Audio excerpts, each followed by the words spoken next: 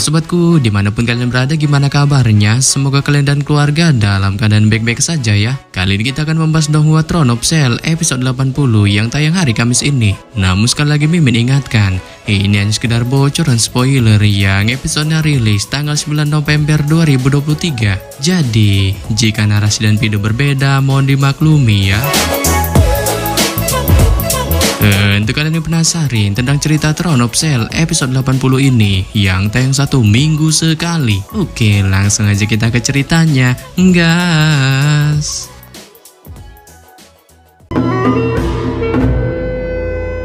Namun sebelum kita masuk ke bocoran spoilernya, di ending episode 79 sebelumnya, kita diperlihatkan Hao Chen menjalani ujian membahlulkan, mencari jalan untuk keluar dari sebuah labirin. Saat pada akhirnya ia mengetahui tujuan dari ujian ini, hanya dimaksudkannya supaya dirinya bersedia mengenali lebih jauh menara abadi.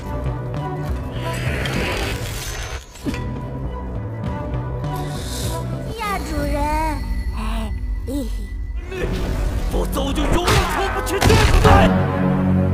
Yang mana ketika Hao Chen sudah memecahkan solusi ujian di labirin, pada saat ini di TKP Lin Sindekaka berada, mereka pun masih dengan susah payah berkutat melawan Raja Iblis Jahat tingkat 7. Bahkan dengan kekuatan cair sekalipun, gadis assassin itu masih terlihat tampak kesusahan melawannya. Menyebabkannya pun spontan mulai memikirkan situasi menyuramkan kelompoknya. Dengan segera sebuah ide barbar pun mulai terlintas di benaknya untuk melindungi para bestinya itu, mengingat ayang Hao Chen-nya tak kunjung kembali. Saat pada akhirnya ia pun secara mengejutkan memunculkan kemampuan reinkarnasi 6 pilarnya.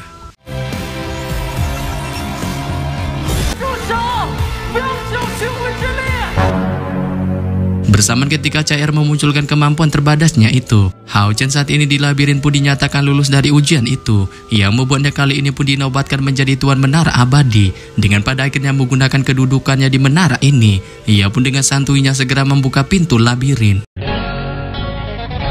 Aku suka susunya hingga tetes terakhir. Aku suka coklatnya hingga tetes terakhir. Dan setelah memunculkan reinkarnasi 6 pilarnya, Cair pun mulai memberikan siksaan-siksaan brutalnya kepada Raja Iblis Jahat. Saat ia mulai meluncurkan kekuatan reinkarnasi 6 pilarnya itu ke badannya, berupa reinkarnasi 3 bentuk yang menyiksa mata, telinga, lidah Raja Iblis Jahat itu, sehingga membuatnya pun pada akhirnya mokat.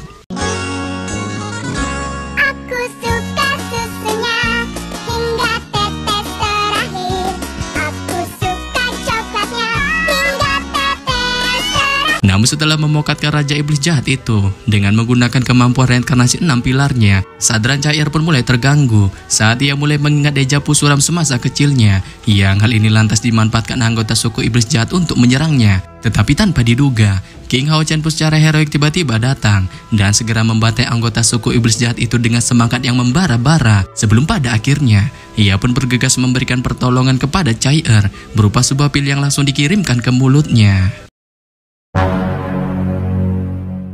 Nah, ini dia bocoran spoilernya.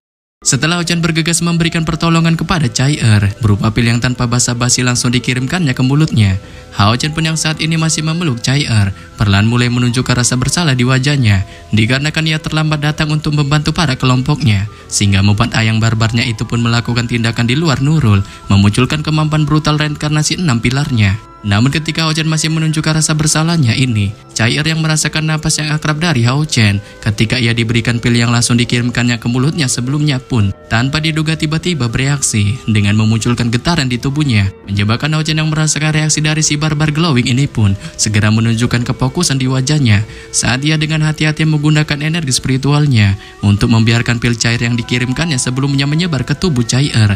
Diikuti juga dengan tindakan yang segera memeluknya secara erat sehingga membuatnya pun spontan meneteskan air mata dengan tubuhnya yang tiba-tiba mengalami tremor. Namun ketika Hao Chen baru saja menunjukkan kesedihannya dengan kondisi Cair, Cair pun tiba-tiba perlahan tersadar dari kondisi pingsannya. Dengan tatapan linglungnya segera menatap Hao Chen, yang kali ini pun lantas membuat Hao Chen yang melihatnya segera menanyakan kepada Cair mengenai indera apa saja yang kali ini telah dihilangkannya ketika ia menggunakan reinkarnasi 6 pilarnya. Tetapi Cair yang mendengar pertanyaan Hao Chen ini pun hanya memberikan isyarat dengan sedikit gerakan jarinya sebelum kemudian secara membahlulkan ia pun kembali pingsan, menyebabkan Hao Chen yang merasakan isyarat yang diberikan Chai ini pun spontan mengetahui ketiga indera yang dihilangkan ayang barbarnya itu sebelumnya, mulai dari indera penglihatan, pendengaran, dan juga indera perasa, sehingga membuat Hao Chen pun yang mengetahui hal ini spontan memunculkan perubahan besar di wajahnya, sebab ia mengetahui ketika Chai menghilangkan berbagai indera yang ada di tubuhnya pada saat ketika ia memunculkan kemampuan reinkarnasi 6 pilarnya, itu kemungkinan akan membuatnya membutuhkan waktu selama beberapa bulan untuk memulihkan kembali kondisi inderanya itu seperti sedia kala. Dan di tengah rasa sakit yang tajam dialami Chai, Hao Chen pun tidak bisa memikirkan bagaimana cara untuk mencoba menghiburnya. Tetapi secara tiba-tiba ia pun mencoba mengangkat kepalanya untuk melihat di arah kejauhan di depannya. Saat kali ini ia bisa melihat gerombolan suku iblis jahat secara mengejutkan segera berdatangan lagi ke arah TKP-nya dan juga kelompoknya, menyebabkannya pun yang ingin membalaskan dendam atas tindakan barbar dari para iblis jahat ini kepada Chai sebelumnya pun bergegas membawa Chai beserta kelompoknya untuk masuk ke dalam sebuah gua. Saat segera ia meletakkan Chai di samping Lee Si DKK sebelum kemudian ia memerintahkan mereka untuk menjaga Chai di dalam gua, sementara ia akan bertarung secara solo melawan gerombolan suku iblis jahat itu. Yang hal ini pun lantas membuat Lee Si DKK spontan memunculkan keheranan di wajahnya melihat tindakan Bang Jago dari Hao Chen, sehingga membuat mereka yang merasa khawatir akan keselamatan pemimpin mereka itu pun berniat untuk mencoba menghentikannya. Tetapi ketika melihat ekspresi yang sangat-sangat brutal di wajah Hao Chen, mereka pun pada akhirnya mengurungkan niatnya itu. Dikarenakan saat ini ketika mereka melihat penampilan Hao Chen tiba-tiba memunculkan perubahan sangat di wajahnya dengan mata yang tampak sangat merah seperti iblis, diikuti juga dengan tubuhnya yang perlahan memunculkan aura badas. Dengan dari kelihatannya, Lee Si DKK pun bisa menebak perubahan yang terjadi pada Hao Chen ini disebabkan dirinya sangat sakit hati atas perbuatan brutal para suku iblis jahat kepada Chai, menyebabkan mereka pun tidak bisa mengatakan apa-apa lagi. Dengan kemudian mereka pun memutuskan untuk tetap berada di dalam gua. Bersamaan ketika Lee Si DKK menunjukkan kepasrahannya terhadap Hao Chen pun pada saat ini sudah menunjukkan kesiapannya dalam pertarungan solonya. Dengan segera ia memunculkan baju besi roh di tubuhnya. Tetapi sebelum melakukan pertarungan itu, ia pun mencoba mendekat lagi ke arah Chai yang tepar di tanah, dengan kemudian mengoyak secercah kain baju perang di tubuhnya yang segera dituliskan kata-kata pengingat kepada Chai.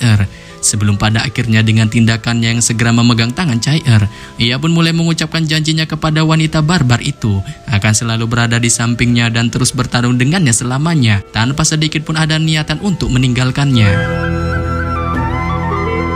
Setelah Hao Chen mengucapkan janjinya ini kepada Chai, ia yang melihat gerombolan para suku iblis jahat yang semuanya tampak sedikit lagi akan OTW sampai ke arahnya pun segera menunjukkan raut fokus di wajahnya.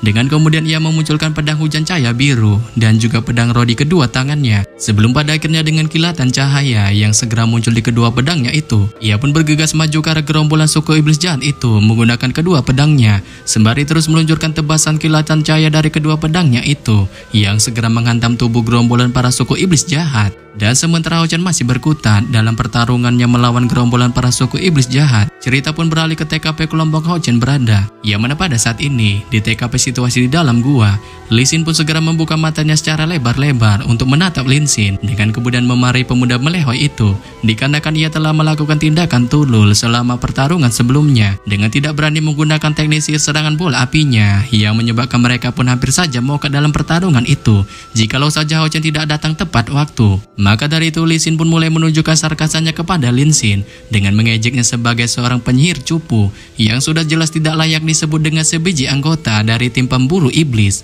Hal ini pun lantas membuat Lin Sin yang melihat kemarahan dari Lee Sin hanya bisa menundukkan kepalanya dengan wajah suramnya tanpa bisa mengucapkan sepatah kata pun, menyebabkan Lee Sin yang melihatnya pun tampak menjadi semakin kesal atas sikap diam dari pemuda melehoi itu. Dengan terus-menerus ia melontarkan kata-kata kasar kepadanya. Namun pada saat yang sama, Han Yu yang tampak sangat muak mendengar mulut lemes dari Lee Sin yang terus-menerus memarahi anggota tim pemburu iblisnya itu pun bergegas muncul di depannya untuk menghentikannya. Saat kemudian ia memberikan pembelaan kepada Lin Sin dengan memberikan pengertian kepada kakak Hao Chen itu mengenai Lin Sin yang merupakan seorang alkemis. Oleh sebab itu dikarenakan kedudukannya ini, Han Yu pun merasa Lin Sin kemungkinan tidak akan bisa berbuat banyak dalam hal melakukan sihir serangan. Tetapi dengan bantuan pil yang diberikannya kepada setiap anggota tim pemburu iblis, ia pun merasa hal itu lebih cukup daripada Lin Sin menggunakan sebuah sihir serangan. Dikarenakan jika saja pemuda melehoi itu tidak memberikan pilnya itu kepada mereka sebelum pertarungan, dapat dipastikan kemungkinan nasib mereka akan bertambah sangat menyuramkan. Maka dari itu Hanyu pun menyuruh Lee Sin untuk tidak menghina kemampuan dari seseorang, dikarenakan setiap kelemahan dan kekurangan seseorang pastilah menyimpan suatu kelebihan yang tidak dimiliki orang lain. Alas, Akan tetapi Lee Sin yang mendengar pembelaan dari Hanyu ini pun masih tampak kurang puas saat lagi-lagi ia masih menunjukkan amarahnya dengan bilang bahwa memanglah setiap orang memiliki sebuah kelemahan, tetapi ia merasa kelemahan yang ditunjukkan Lee Sin ini sudah terlampau sangat kelewatan. Dikarenakan dengan keahlian yang merupakan seorang penyihir elemen api, mustahil baginya tidak dapat meluncurkan sedikit pun saja serangan elemen bola api yang dimilikinya selama pertarungan sebelumnya. Oleh sebab itu dikarenakan ini masalahnya, Lee Sin pun berjanji akan menghentikan amarahnya ini selama Lee Sin mau memberikan penjelasan yang sangat detail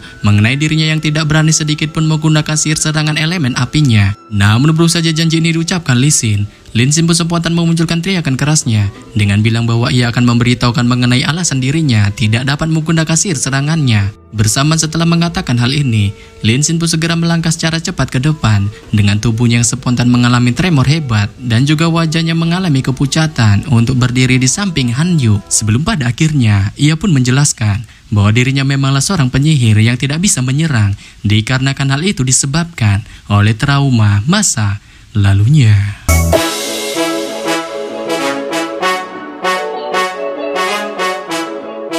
Yap.